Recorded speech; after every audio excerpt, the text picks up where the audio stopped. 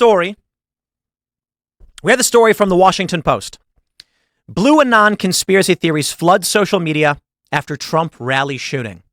By Taylor Lorenz. This story from yesterday afternoon. Researchers who track online conspiracies say liberals are increasingly vulnerable to and generating QAnon-like bursts of misinformation. Boy, is that an understatement. They've always been, they always do, but thank you, Taylor Lorenz, for writing this story. Of all people, right? BlueAnon. You've got the Washington Post embracing the idea. Let me tell you the reality of what we know. A man climbed on a roof with a clear line of sight to the president. Current frontrunner for the presidency, but not the current president. Shot him. Narrowly missing his brain, but hitting his ear. So Trump was shot in the head. Striking several people behind him, killing a man who saved his family. That happened. There are conspiracies about whether or not this man was allowed to do it. Questions about how he was able to get on the rooftop. None of it seems to make a whole lot of sense. It's possible a crazy person did a crazy thing. It really is. It's hard to believe, though. It really is hard. I'll tell you what's the stupidest thing, and what is just plainly false, is the conspiracy theory that Donald Trump staged this. It's the stupidest thing I've ever heard. But many on the left immediately started posting on X that this was staged. In fact, the word staged was trending just below. I kid you not. Taylor Lorenz, again, of all people, writes, minutes after Saturday's shooting at the Trump rally in Butler, PA, liberals began flooding social media platforms with conspiracy theories. They claimed the blood on former President Trump's ear was a theatrical gel pack, that the shooting was a false flag, perhaps coordinated by the Secret Service in collaboration with the Trump campaign, that the scene of a bloodied Trump raising his fist under an American flag was staged. Amazing. Quote, when did the Secret Service start allowing the president under duress to tell them to wait, then stand up to be seen by the crowd fist pumping? One user posted. Can you blame me for thinking this is fake? I can. The shooting threw into overdrive a phenomenon dubbed BlueAnon, a play on the right-wing conspiracy theory QAnon. That refers to liberal conspiracy theories. As more Americans lose trust in mainstream institutions and turn to partisan commentators and influencers for information, experts say they are seeing a big uptick in the manufacture and spread of BlueAnon conspiracy theories, a sign that the communal warping of reality is spreading well beyond the right. Well, I'll pause you there, Taylor. It's been this way for a long time. We've all seen it. We all know it. It's only now that after Donald Trump was literally shot in the side of his head and survived, plain for everyone to see, and a man died, several others injured, you don't fake that. They think Trump planned it? He got shot. Oh, it was a gel pack. Then explain the other bullets. There are people who were there who were posting it. They filmed what happened. Certainly, I think the idea that just a man climbed onto a building with no security around and it certainly is fishy. That I agree with. But that Trump was in on it is the stupidest thing ever. She goes on to write, the shooting threw into overdrive BlueAnon.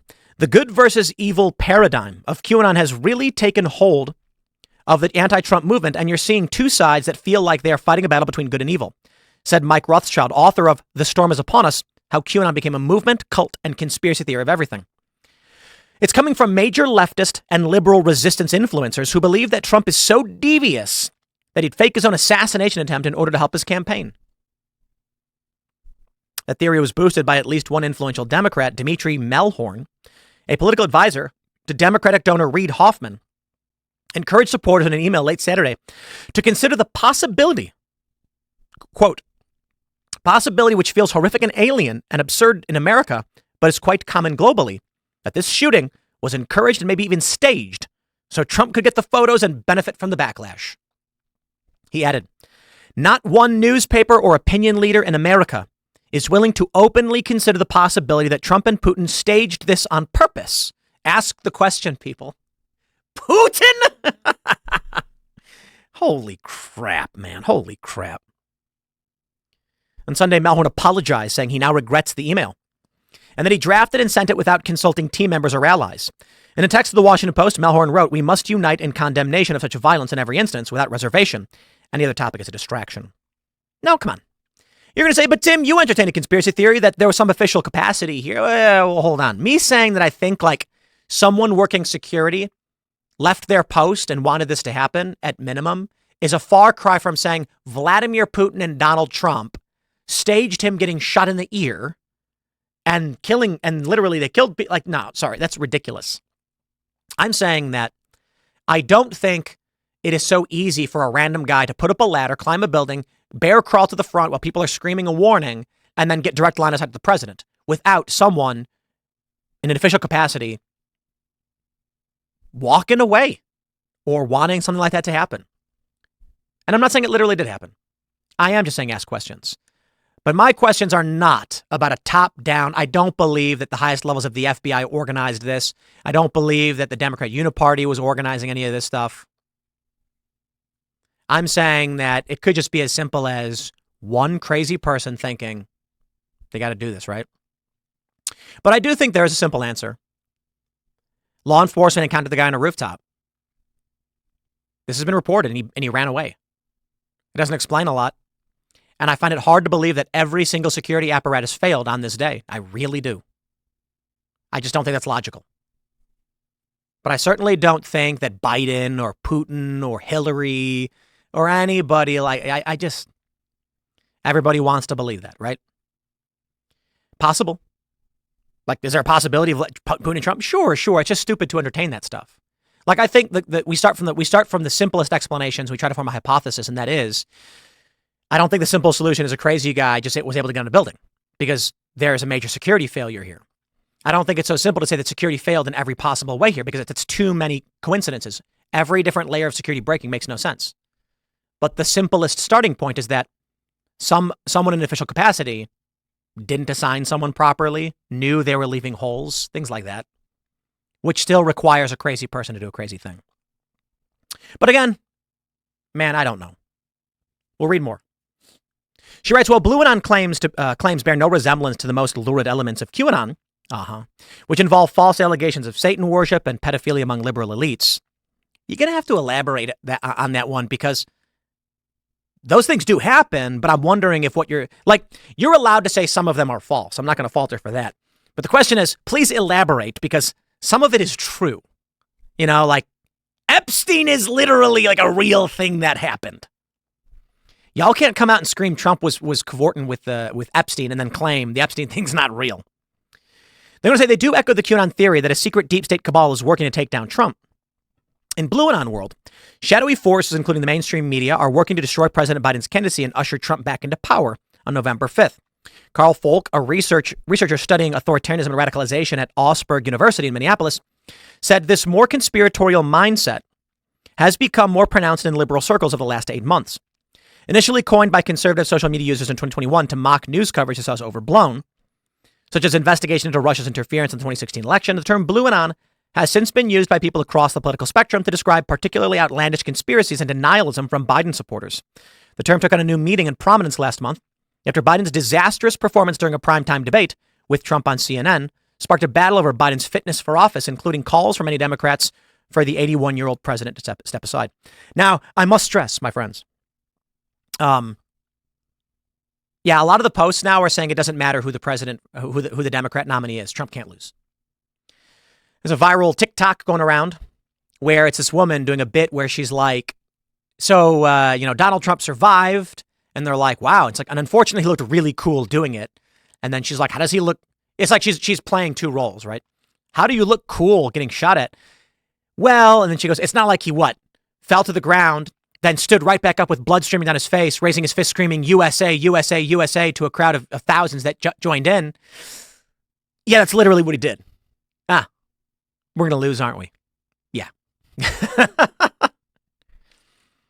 They would have loved it if Donald Trump fell to his knees and then ran away terrified, huddled with security guards, his hair all messed up, his shoes falling off, looking frantic and scared. They would have loved it. They, as in the people who hate Trump. Instead, Trump pushed his way through, raised his fist up with blood on his face, and he said, fight, fight, fight. And CNN got mad at him over it. How about that one? Well, let's take a look at this one. We got this from Glenn Greenwald. The chief advisor to Reid Hoffman, the billionaire DNC megadonor and Russiagate conspiracy theorist. Look at the insanity, the mental pathology. The Democrat Party is its liberal cable outlets and the corporate press have fostered in countless brains. Just read this. You ready for this one? In an email Saturday at 7:34 p.m. that appeared to be addressed to sympathetic journalists and which was also sent to Semaphore, Melhorn wrote that one possibility which feels horrific and alien, I read this a moment ago, he says was encouraged and maybe even staged so Trump could get the photos and benefit from the backlash. This is a classic Russian tactic, such as when Putin killed 300 civilians in 1999 and blamed it on terrorists to ride the backlash to winning power. Others who have embraced this tactic of committing raw evil and then benefiting from the backlash include Hamas on October 7th. If any Trump officials encourage or knew this attack, that is morally horrific, and Republicans of decency must demand that Trump step down as unfit. Absolutely fascinating. I saw a hilarious tweet where someone said, Democrats are going to discover the words false flag really fast. And here they are. Morgan J. Freeman. No, not that Morgan Freeman, a different Morgan Freeman. Formerly verified Proud Dad TV producer. He says, why do I think Trump just faked an assassination attempt? I wonder why. Ian Mouse Chong highlighting this post from Tim Wise. He says that fist pump-ish after Trump was shot is too perfect. No way someone thinks to do that after an actual assassination attempt. It's what a MAGA scriptwriter would write, though. Ian Miles Chong says Tim Wise, who is involved in DEI programs for Google, suggests that Trump staged the attempt on his life. If he was Alex Jones, he would be sued for $1 billion. Now, that's my favorite bit so far. That Donald Trump is going to sue all of these people who said it was staged. How about this? The family of Corey Comparator. Everyone who says this was staged. Inciting violence. What's the difference? Sue them in Texas. See what they say. Man. I don't like any of that stuff. I didn't like it when Jones was talking about the conspiracies in Sandy Hook. It's like, dude, it's wild to me that you believe the government would orchestrate all of these things, these shootings, but that the victims would be in on it too. It's like, why would they do that? If there was a conspiracy to commit a shooting, they would want the aftermath, right? Like insert random shooting. I don't want to highlight a specific one, but like even in this one, the idea that they'd fake it, the idea that someone would say they're crisis actors or anything like that, it's like, dude, they don't need to fake it to that degree. If they wanted a shooting for the press, there can be real victims. So the question is not whether Donald Trump was in on this. I don't think Hillary Clinton was in on this. It's like, who and how did this happen? It really could be as simple as someone working security thought to themselves, what if I just tell that guy to back off? What if I just don't assign someone to this building? That's it. That's it. I'm not surprised that Democrats are pushing these lines. However, I am surprised to see many in the corporate press and mainstream, like Taylor Lorenz, calling them out. But let me tell you, my friends, this country has just changed in a dark way. But there is a net positive. Closed door, open window. Why will Donald Trump win from this? And I'll elaborate in a little bit after I wrap up this segment, but I just will stress. Regular people don't want this. They don't want conflict. They don't want violence. They don't want chaos.